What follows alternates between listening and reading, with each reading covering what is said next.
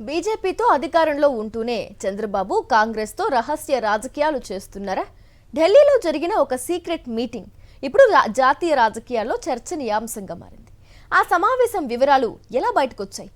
ఎందుకు హడావిడిగా నారా లోకేష్ ఢిల్లీకి వెళ్లారు? పొలిటికల్ కారిడార్స్ లో హాట్ టాపిక్ గా హాట్ డిస్కషన్ గా మారిన ఈ వ్యవహారంపై స్పెషల్ స్టోరీ. ఎన్డీఏ కూటమిలో అనుమానాలు పెరుగుతున్నాయా అనే అభిప్రాయాలు వ్యక్తమవుతున్నాయి. బీజేపీతో కలిసి అధికారంలో ఉన్నప్పటికీ కాంగ్రెస్తో చంద్రబాబు సమాంతర రాజకీయాలు నడుపుతున్నారన్న చర్చ ఢిల్లీ రాజకీయ వర్గాల్లో జోరుగా సాగుతోంది. కొద్ది రోజుల క్రితం కాంగ్రెస్ నేత రాహుల్ గాంధీకి అత్యంత సన్నిహితుడిగా భావించే ఓ ప్రముఖ పారిశ్రామికవేత్తతో చంద్రబాబు రహస్యంగా సమావేశమైనట్లు రాజకీయ వర్గాల్లో ప్రచారం జరుగుతోంది. ఈ సమావేశానికి ఏపీకి చెందిన మాజీ ఉపరాష్ట్రపతి కూడా హాజరైనట్టు చర్చ నడుస్తోంది. ఈ సమావేశంలో బీజేపీ వైఖరి, ప్రధాని మోదీ నాయకత్వం, భవిష్యత్ రాజకీయాలపై చర్చ జరిగినట్లు సమాచారం వెలుగులోకి రావడంతో విషయం బీజేపీ అధిష్టానం దృష్టికి చేరిందనే ప్రచారం మొదలైంది. ఈ పరిణామాల తర్వాత పరిస్థితి తీవ్రంగా మారిందనే ప్రచారం సాగుతోంది. ఈ విషయంపై బీజేపీ అధిష్టానం చాలా లోతుగా విచారణ చేయించినట్లు సమాచారం. దీంతో వెంటనే నారా లోకేష్ను ఢిల్లీకి పంపించిన చంద్రబాబు ప్రధాని మోదీని కలిసి వివరణ ఇప్పించే ప్రయత్నం చేశారన్న చర్చ రాజకీయ వర్గాల్లో వినిపిస్తోంది.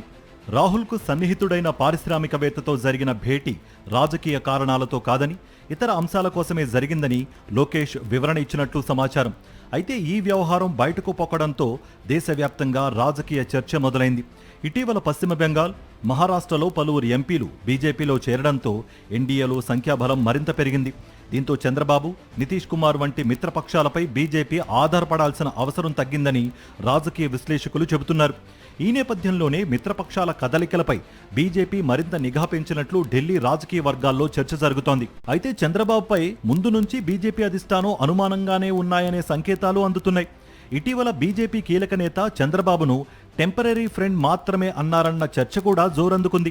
ఇక చంద్రబాబు రాజకీయ ప్రయాణాన్ని పరిశీలిస్తే అవసరాన్ని బట్టి మిత్రులను మార్చుకోవడం కొత్త విషయం కాదని రాజకీయ విశ్లేషకులు గుర్తు చేస్తున్నారు.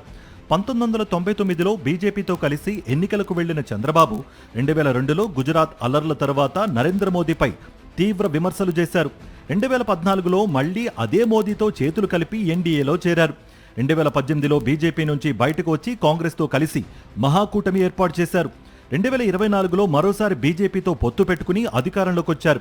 ఈ పరిణామాలన్నింటినీ ప్రస్తావిస్తూ చంద్రబాబు రాజకీయాలు అవకాశవాదానికి ఉదాహరణగా నిలిచాయని ప్రత్యర్థులు విమర్శిస్తున్నారు. ఇప్పుడు బీజేపీ అధిష్టానం కూడా చంద్రబాబు విషయంలో జాగ్రత్తగా ఉండడానికి ఈ విషయాలే కారణమని తెలుస్తోంది. మరిన్ని అప్డేట్స్ కోసం ఛానల్ను సబ్స్క్రైబ్ చేయండి. నోటిఫికేషన్స్ కోసం బెల్ ఐకాన్ పై క్లిక్ చేయండి.